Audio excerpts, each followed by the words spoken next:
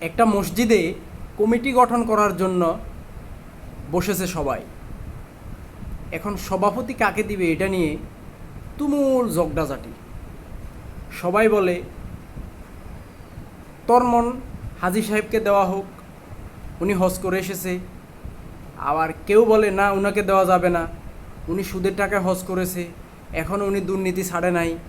এ নিয়ে দুই পক্ষের খুব রেষারেষি চলে। তো শেষ পর্যন্ত ওই যে অন্যায় যারা করে তাদের পক্ষে মানুষজন বেশি থাকে, সবাই মিলে তন্ময় নামের যে ব্যক্তি হাজী সাহেব, ও হাজী সাহেবকে মসজিদের সভাপতি বানানো হলো।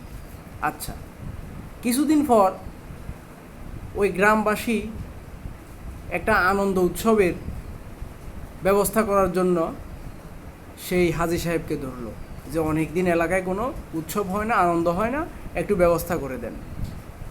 তো হাজী সাহেব একটা যাত্রাপালার আয়োজন করে দিলেন। গভীর রাত 2টা-3টা এমন হবে।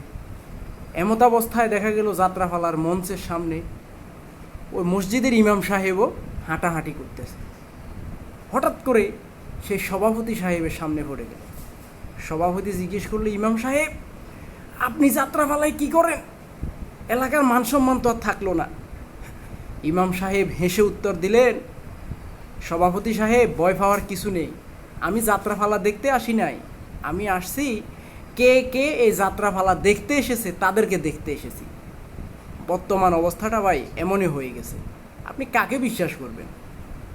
বিশ্বাসের যোগ্য বলে বর্তমানে কেউই নাই। একজন মানুষই আরেকজন মানুষকে এই কথাটা শিখায়।